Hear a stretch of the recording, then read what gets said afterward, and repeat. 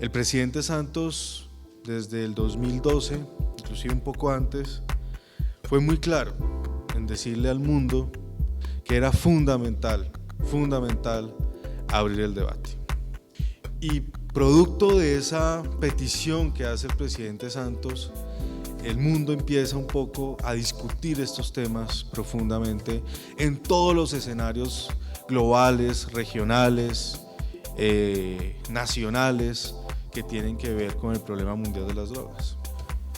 Y sin duda, lo que hoy tenemos enfrente de nosotros, ustedes, a los estudiantes, a los jóvenes, nos va a nutrir bastante los insumos para poder tener una posición como gobierno de caras a UNGAS 2016.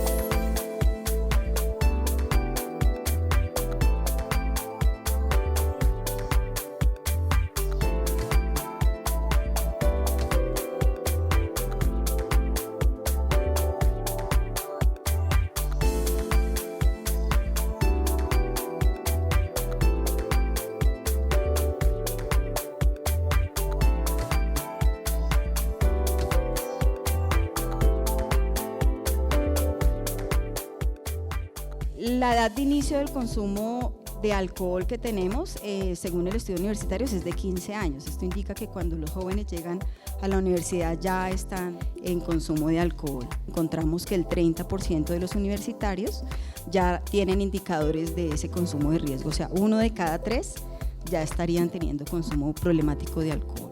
Ahora, sobre el consumo de sustancias ilícitas que tenemos, que el consumo de estas drogas sí realmente está subiendo en el país. De los que consumen drogas ilícitas, el 87% lo que están consumiendo es marihuana.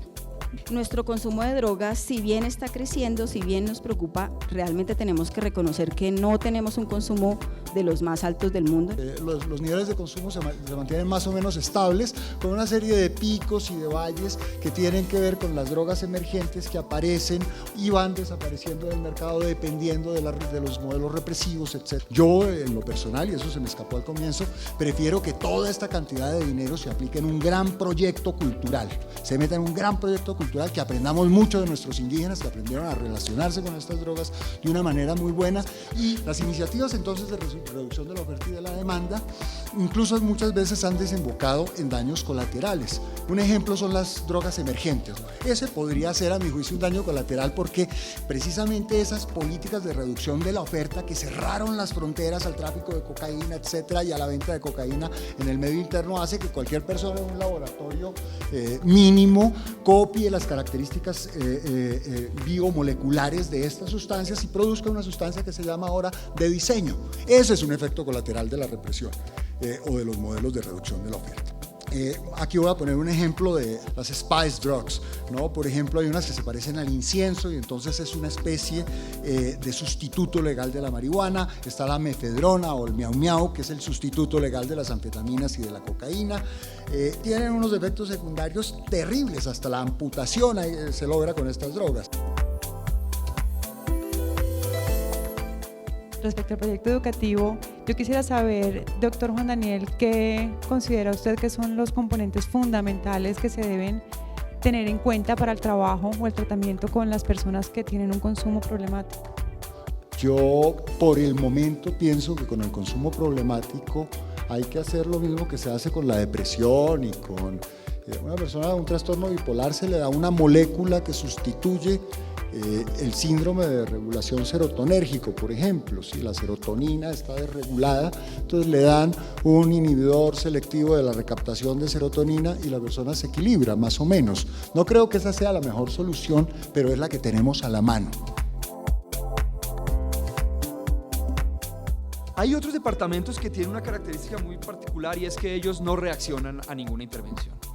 Cuando hay fuerte aspersión o erradicación o desarrollo alternativo bajan, pero si al siguiente año no se hace lo mismo, vuelven y suben. Entonces tienen una situación, digamos, inestable. Ellos bajan cuando se fumiga y si no se fumiga otra vez sube. La sostenibilidad es importante. Si yo hago unas acciones pensando en tener un logro en la cifra del siguiente año, no son sostenibles. Y finalmente tenemos la situación de unos departamentos que independientemente de lo que hagamos, van con tendencia al incremento. Ya ni siquiera debería bastar con mejorar las condiciones del territorio, sino que deberíamos buscar alguna manera de estabilizar esa frontera, esa zona agrícola, para que no sigamos moviendo el problema a las zonas más alejadas y repitiendo este escenario. Vamos a pasar de un entorno rural que es propicio para la siembra de los cultivos a unos entornos urbanos que son propicios para la venta y consumo de droga en calle. La policía identificó un conjunto de actividades necesarias para vender droga en calle. Hicieron un taller amparado en esta ley y encontraron los siguientes pasos. Primero, hay que comprar la sustancia en alguna ciudad, algún centro de producción. Hay que planear los turnos para poder vender la droga en la calle. Esto no es cualquier persona vendiendo la droga. Hay que construir un referente espacial para poder vender la droga. Un espacio público, puede ser un parque. Y por último aparecen las dos cosas que le molestan a la ciudadanía, la transacción y por el consumo en el parque. Vamos a salir de este entorno. Fíjense que esto no solo se resuelve con temas de policía, sino con la Secretaría de Gobierno que hace, la Secretaría de Educación que puede hacer en este territorio, para hacer la sustitución de un orden social por otro. ¿Cómo se hace desde la UNUDC, desde el CIMSI, en el proceso como de identificación de esa coca en presencia de territorios indígenas, para no confundirla como cultivo ilícito, sino como cultivo con usos ancestrales? Sembrar coca destinada a consumo tradicional o a consumo ancestral tiene unas condiciones de mezcla con otras variedades, con otras especies de plantas. En general no son tan grandes, no son extensos. Nosotros no hacemos una diferenciación, no es posible a partir de la percepción remota hacer una diferenciación entre cultivos destinados al consumo tradicional y cultivos, digamos, destinados a la producción ilícita. Well, the current framework is clearly not sustainable. It has changed a lot in the meantime, but back then it was very clearly emerging a sense that Latin American governments were no longer going to accept the sense that they had an obligation to pursue a war on drugs without ends. So this was the kind of thing that we were seeing emerging a few years ago. But then I think what we started to see in 2013-14 was a sense of there is a shift in the global strategy. And then there's a question of where is that shift going to lead? Can we as academics or can people as policymakers guide that in a more rational direction? Si hoy como estamos con una no regulación de estas drogas en particular, pues y por ejemplo pongo el ejemplo de las drogas o del tabaco y el consumo en menores de edad para el Ministerio de Salud, para todas las autoridades, es todo un complique poder regular esas dos sustancias que ya están reguladas pues, o controladas. Digamos, entrar a regular un mercado de unas sustancias que históricamente no han sido reguladas, pues va a ser todo un reto para el Estado colombiano.